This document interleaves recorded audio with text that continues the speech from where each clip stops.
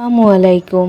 আমার প্রিয় ভিউয়ার্স আপু ভাইয়ারা, আশা করছি নতুন বাংলাদেশে আপনারা সবাই অনেক ভালো আছেন।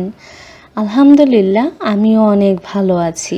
আর আমার আজকের ব্লগটি একটু স্পেশাল আমার জন্য, কারণ কি বলবো, অনেক সময় হয় না যে মনটা খুব খুশি হয়ে যায় খুব ছোট ছোট কারণেই, খুব ছোট ছোট জিনিস পাওয়াতেই, তাই না? আবার অনেক সময় দেখা যায় যে অনেক বেশি কিছু পেয়ে গিয়েছি, তারপরও যে মন ভালো লাগে না।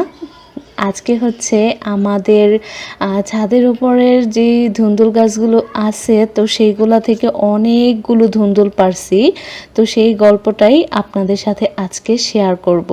প্রত্যেকটা বছরই আমি হচ্ছে আমার হাজব্যান্ডকে নিয়ে নিজের হাতে হচ্ছে ধুন্দুল গাছ লাগাই, বীজ লাগাই আর কি। তো যে যেটা শখ করে আর কি, শখ করে লাগায়। অনেকের কাছে মানে হাসির কারণ হতে পারে, কিন্তু আমি অনেক ভালোবাসা নিয়ে লাগাই, যত্ন করি। তো এই তো আলহামদুলিল্লাহ এতদিনে আমাদের গাছে হচ্ছে ধুন্দুল ধরা দিছে।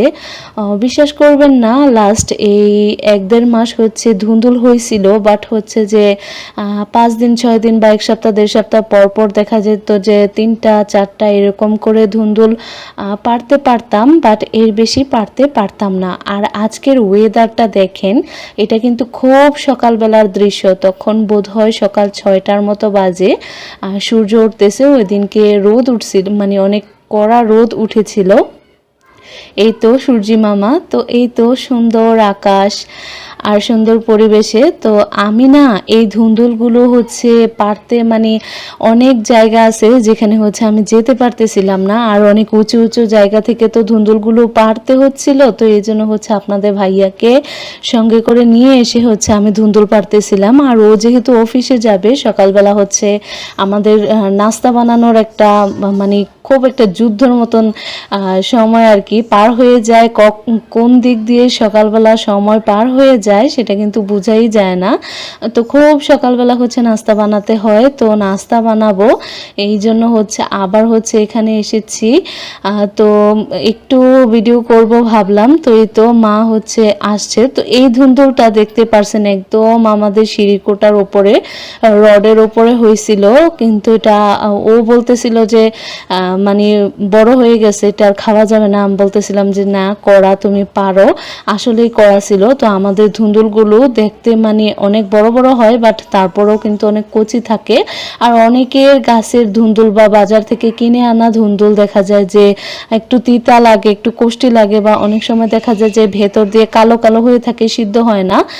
কিন্তু আমাদের ধুন্দুলগুলো একদম মিষ্টি, একদম এত পানি ওঠে, রান্না করতে গেলে বিরক্ত লাগে, এত পানি ওঠে। তো আজকে ধুন্দুলের গল্প বলতে বলতে এই পর্যন্ত চলে এসেছি। আমার প্রিয় ভিউয়ার্স আপু ভাইয়ারা, সবসময় একটা কথা আপনাদের বলি, আজকেও বলতেছি, প্লিজ যদি আমার ভিডিওটি দেখে আপনাদের ভালো লাগে তাহলে আমার চ্যানেলটি সাবস্ক্রাইব করে যাবেন। এই যে দেখালাম ধুন্দুলটা, এখানে একসাথে 3টা ধুন্দুল হয়েছে। তো এইগুলা হচ্ছে কালকে পারবো। এগুলো আবার দেখা যাবে যে কালকে না পারলে আবার বেশি বড় হয়ে যাবে। তো ওই জায়গাটা দিয়ে হচ্ছে আরও অনেকগুলো ধুন্দুল ছিল। তো বেশ অনেকগুলো আরও ধুন্দুল পেরে নিছি। তো বোল একদম হচ্ছে ভরে গিয়েছিল। তো এখানে আরও ধুন্দুল ছিল, খুঁজে খুঁজে হচ্ছে পারতেছিলাম। আসলে এরকম জায়গা হয়ে থাকে, দেখা যায় যে পেরে ফেলছি ওই জায়গার ধুন্দুল যেগুলা দেখছি ওইগুলা পেরে হচ্ছে চলে আসতেছি। তারপর হচ্ছে দেখা যাচ্ছে যে আবার ফিরে তাকাইছি, দেখা যাচ্ছে যে ধুন্দুল। তো আমি একদম ঝোপের ভিতরে গিয়ে হচ্ছে আরও কতগুলা ধুন্দুল পেরে আনছি।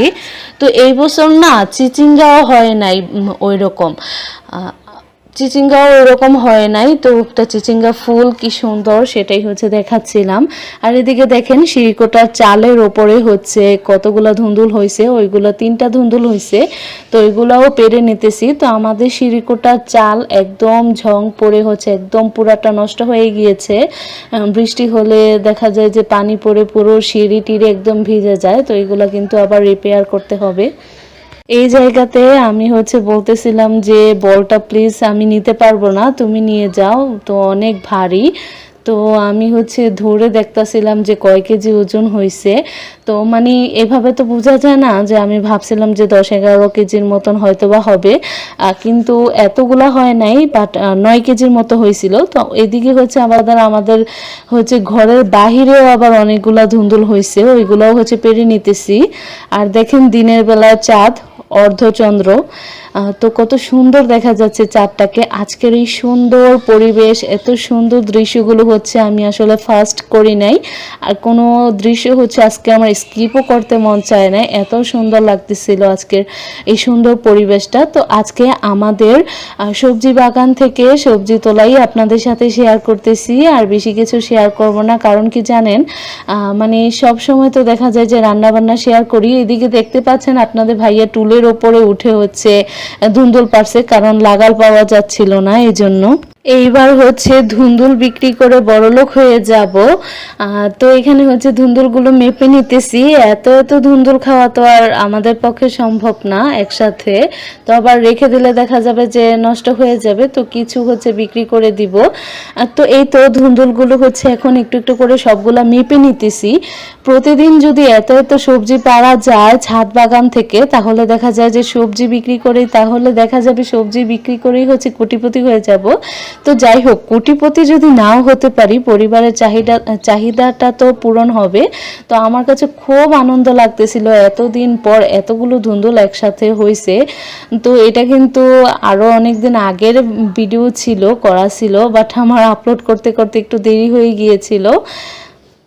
এই হয়ে গেল আর কি, অনেক সময় হচ্ছে মানে ইচ্ছে থাকলেও আর আপলোড করা হয় না। এখানে হচ্ছে 8.5 কেজি ধুন্দুল হয়েছিল।